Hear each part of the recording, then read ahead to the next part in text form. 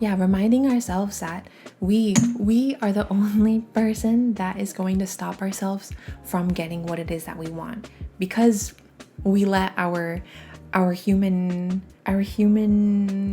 side and the alien that is our brain get the best of us. And we already know that what we're calling in is on the way to us. We've already placed our order. The package is already on the way. Why are we going to start calling customer service, sending in emails, trying to do the FBI work when we've already, made the conscious call to what it is that we want? And so we should already know what it is that is coming towards us. Okay. Hello. Okay.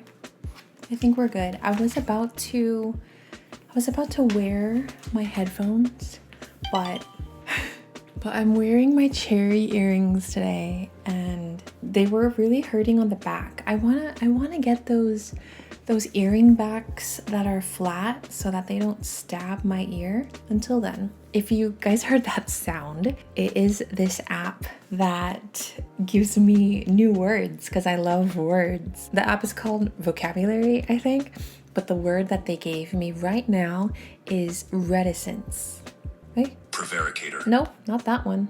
Oh, what was the word that you just gave me? You're a liar. Maybe that was the word that it gave me. Wait, I'm confused. That's not the word that I just said right now. Where's reticence? Why? What happened? Now I'm confused. Where is that word? It just changed the word on me. Now I feel like a liar. But then that's funny that I feel like a liar now, because the word that it's on now that it just said is prevaricator, which means a person who has lied or who lies repeatedly. Everything this girl said made her more of a prevaricator, even though she might be innocent of crime. Everything just decides to want to speak to me at this very moment that I get on here. Okay, so hi guys. For you all, you've probably seen me recently, but in the reality of things, you're actually catching up to me timeline-wise, which I don't know if I like, because I kind of enjoyed that distance of time that we had between us for a little bit. But maybe this is a good thing, like it's getting me, it's amping me up to get back into this flow that I had. And I also keep going. Okay, so if you guys are on the same side of the internet that I'm on, the discussion of pretty girl privilege is at the forefront of all the girly pops timelines. And they're talking about, I'm just seeing how dark this part is because I didn't take off the lip stain properly. Pretty privilege. And I touched on this on my own accord about protecting my peace and my privacy and not really expressing everything that is going on in my life, and then the whole conversation about pretty privilege and how, what is it? Money talks but wealth whispers or something like that. There's all this conversation about, oh, you don't see the pretty girls on, what is it, on socials, like we didn't hear Lori Harvey talk or whatever like that. And I'm just like, you know what, for a second I was like, maybe I just need to, but I need to do my own thing, and I can't be listening to these narratives that society is trying to creep into my subconscious. And my cousin reposted this, what the signs need to focus on in the month of September. And I was like, oh, let me just see what mine says. And for Aquarius, which is my sun sign, it says building community. Aquarius, this month's focus is on community and collaboration. And that's very coincidental? I think not. Everything is happening as it should be, of course. So it says Aquarius, this month's focus is on community and collaboration, whether working on a group project, getting involved in social causes, or simply connecting with like-minded individuals. Now is the time to strengthen your ties with others. Your innovative ideas will thrive in a collaborative environment. And that's exactly what I've been trying to find here. I've been sending out my calling card for my community and my people and the people who are supposed to be in my world. You know what I mean? Also, can we talk about how cute the background looks? I was kind of avoiding it's warm in my room, and the weather has gone down a lot, but it's just warm in my room. I think because of the lighting that I have going on, I have a south facing window, so I get a lot of the sunlight in the afternoon and evening time, so maybe that's the issue. I don't know. But anyways, okay, let's read the rest, because I don't know what we're really talking about today. Okay, so I have a Scorpio moon. So Scorpio, letting go. Scorpio, September encourages you to let go of what no longer serves you. How fitting, because the full moon is coming up. Whether it's a toxic relationship, a bad habit, or simply outdated beliefs, now is the time to release and move forward. By letting go, you make space for new, more positive energies to enter your life. And then I have a Capricorn. I have a lot of Capricorn in my chart. And I believe in Vedic astrology. So we're on topical Western astrology. I'm Aquarius, but I believe it's Vedic. I could also be wrong on what the name is. I'm supposed to be a Capricorn, but either way, I have so much Capricorn in my chart. So Capricorn is financial planning, which is also so fitting, isn't it? Financial planning, Capricorn, September is a month to get your financial house in order. Whether reviewing your budget, setting new financial goals, or exploring investment opportunities, now is the time to take control of your finances. Your practical nature will guide you toward making intelligent, long-term decisions. So all of those are very, very in tune with where I've already been, mindset-wise, living out in my life-wise, you know. But it all makes sense that I'm in alignment with what astrology girlies or whoever that is created that or read for us for the month of September, because those are in alignment with all the goals that I have for September. Okay, I don't know what to talk about. I'm gonna adjust you guys a little bit. You're a little low, so I'm kind of worried that audio may not be the best. I'm apologizing if there's a lot of sound going on right there, but I also liked the clear, you couldn't see the mic. Yeah, I was getting a little in my head, and I guess that always happens in the last stretch of something. So this video, I believe, is going to be 19, right? Yeah, I believe it's 19. We have 10 more days of the 30-day challenge, and then whatever else is to come from creating this consistency. Yeah, I'm feeling the feelings of being a little shaken in my boots, of the challenge that comes with betting on myself and trusting.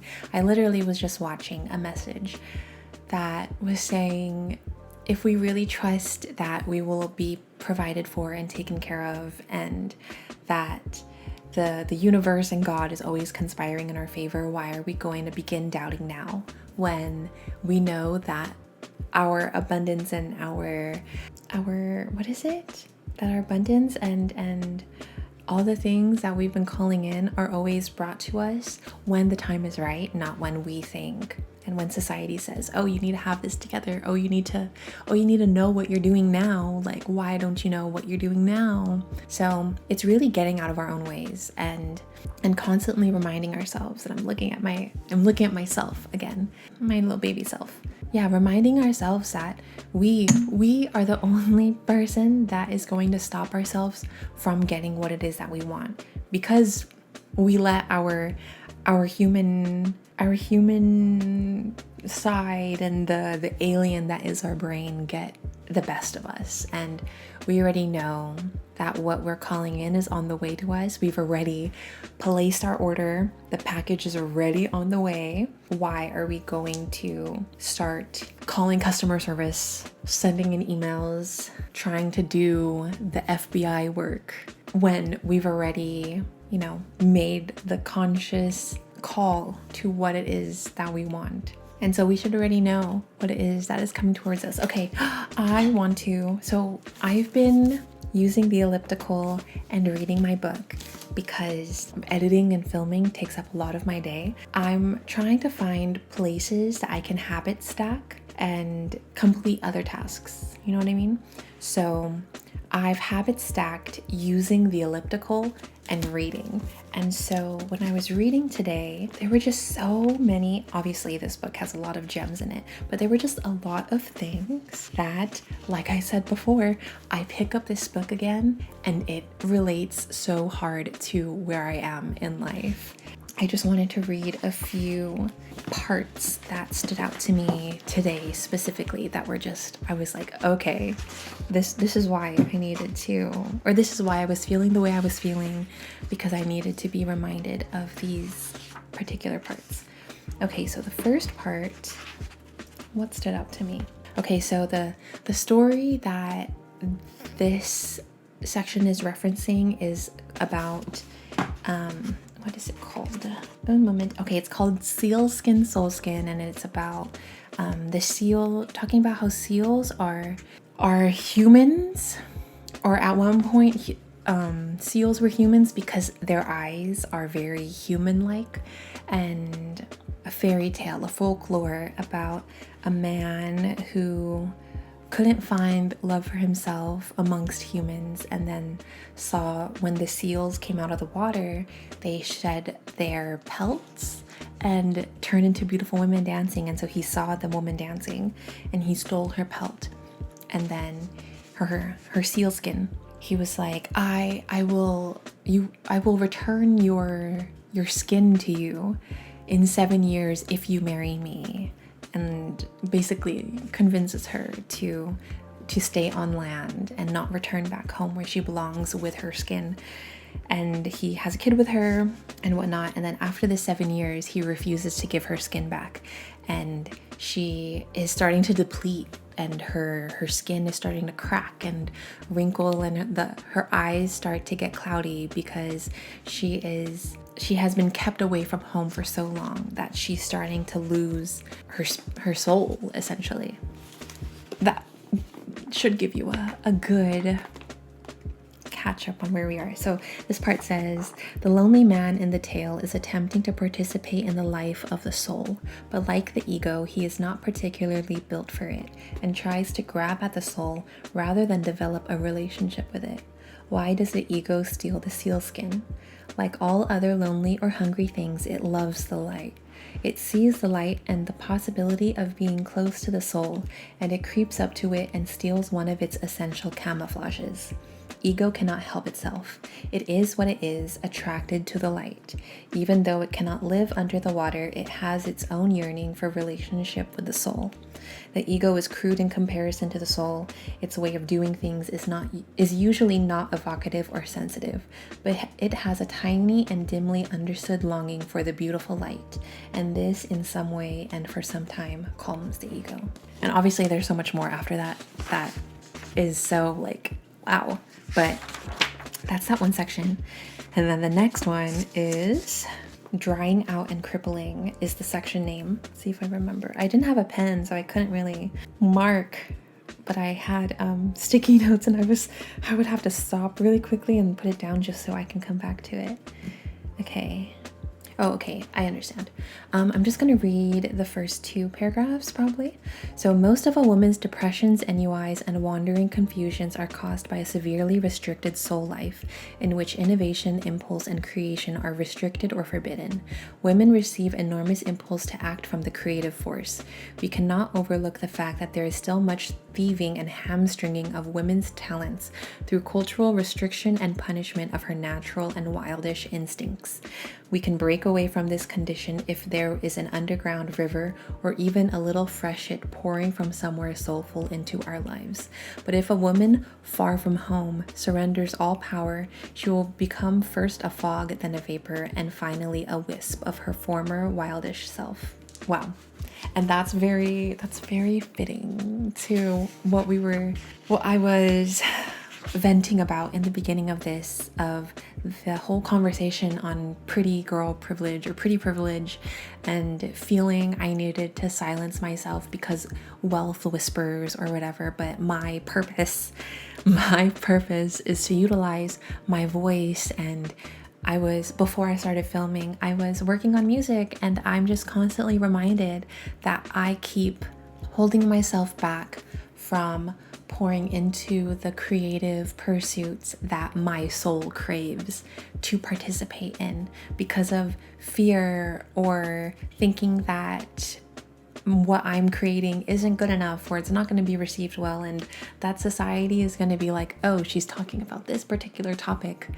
That's not what we want to hear right now, but it is what people need to hear. My voice is important, and I'm being sent these downloads and transmuting them into art or into content for a reason. Okay, next. Okay, so this one is still under the chapter itself is called Homing, Returning to Oneself. And then this next section is referencing a story of a tailor, or a man that goes to a tailor to try on a suit, and there's just all of these parts of the suit that are an issue.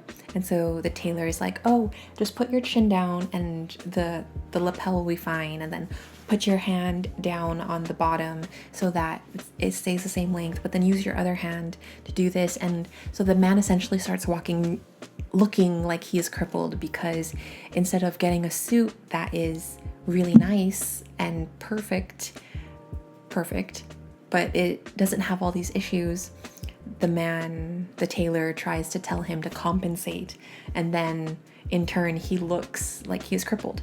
And then as he's walking through, these guys playing checkers is like, oh, look at that poor crippled man. And then the second man reflected and then murmured, yes, the crippling is too bad, but I wonder, where did he get such a nice suit? The paragraph I'm going to reference right now is the first one right after that story finishes. The reaction of the last old man constitutes a common cultural response toward a woman who has developed an impeccable persona, but who is all crippled up with trying to maintain it.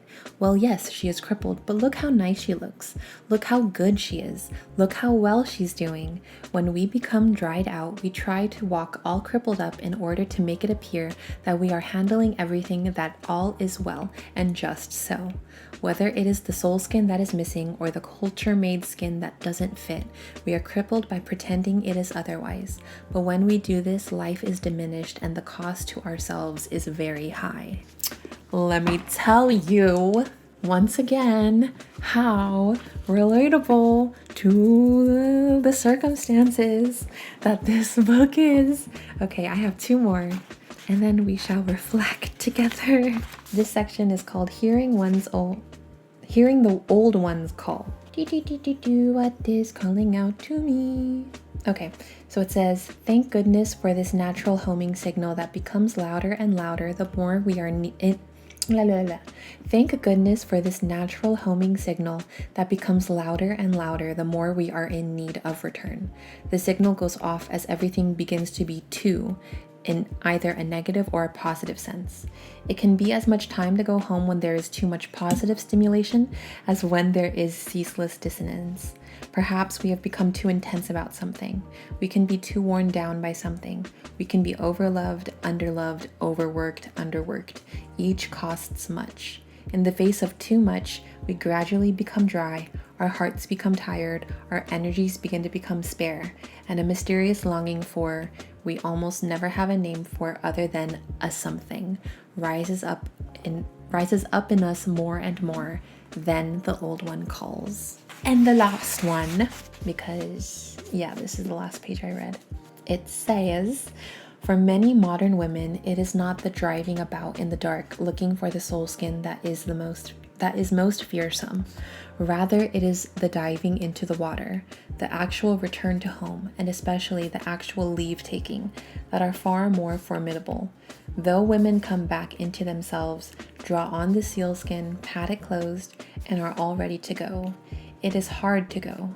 Really, really hard to cede, to hand over whatever we've been so busy with and just leave. Ooh, yeah, that was a good one to end on for referencing our handy dandy women's Bible, feminine Bible, wild woman archetype Bible. But that last part of how it's so easy for us to acknowledge that, oh, this isn't where I belong, and I know that there's a life and a version of me that is calling out for me to return.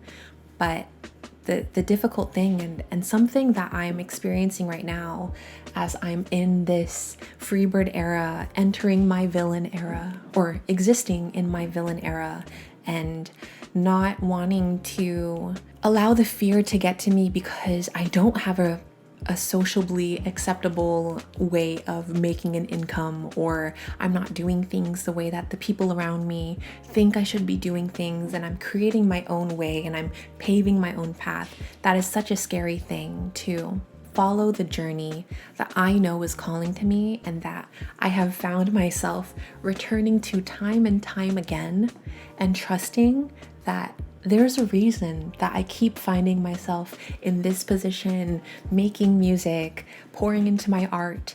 I literally, in editing my videos up to present day, like, I visually see a difference in myself. I can see the light reigniting within me, a light that I let go for the last 7 months since January. I noticed that I stopped working on music so consistently because when I was at the house nannying, the parents were working from home, and so I didn't want to make too much noise. So I would just always do my best to do quiet tasks, or then I would go outside. But then when it was summer, it was really hot to be outside. And so I was just compromising so many parts of myself that I know I needed to reignite, that essentially I needed to come back home to.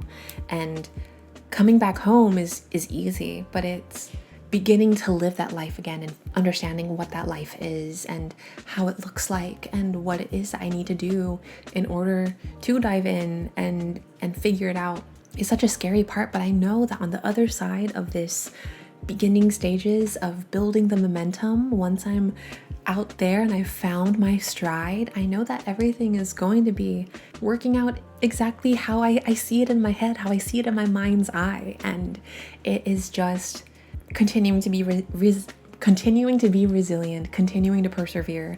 I literally was going over a song called Lotus, inspired by the Lotus dance program that I did in the beginning of the year under Lynn and Louie. Always messages that I need to hear at the time in life when I return back to the projects or the content I need to edit. And it is just, every time I begin to doubt myself, I am immediately reminded what it is that I'm going after and doing for myself is what I should be doing. So this season of putting our sealskin on, the part of the story I didn't tell you guys, so she had a kid with the man, and then the kid is actually the bridge between her returning back to her soul skin, her seal skin, and the kid hears it and brings it back to her. And then the kid and the mom return to the sea, and the grandpa seal is there with them, and they have a whole thing, and the kid has to return to like the land because he's not a full seal and he can't join them just yet. And so it was just a reminder that whatever that symbolic child that I birth in order to bring me back to myself, in this case, I believe it is my literal child self that is calling out my name and telling me to return back to the things that we have always loved to do and that were just so natural to us, that is what is going to bring me into this next chapter, into this next level. And it is so fascinating. It's just so fascinating. The things that are brought my way when I find myself in moments of, in you know, these timid moments where I just have to break through and continue moving forward, because I refuse to go backwards. I refuse to let myself not do the things that I want to do. But it just comes with a little bit of push and pull, you know? And that's a part of it. That is something that I'm learning to accept and to just allow myself to work through, versus allowing negative self-talk to begin to start up. And I'm going to be doing a video talking about alter egos and talking more about this villain era and what that means for me. And I need, you know, everything is happening how it should, and they will flow with ease. That is something that I claim every day in my morning pages. I speak my desires, and they manifest. They manifest with ease and speed, something like that. Knowing that whatever it is that I speak out, that I want to do, that I want to accomplish, that I want to be, will happen when they are meant to happen, and that everything is just a part of the puzzle to create the whole image, and that I cannot listen to the that is happening out in society, out on the internet, because that is none of my business. Those aren't my ideas. Oh, what was it? What was I listening to? What video was I watching when it was talking about, if you pay attention to the media, ads, TV shows, and the themes that they try to sell to us, that sometimes, okay, hold on.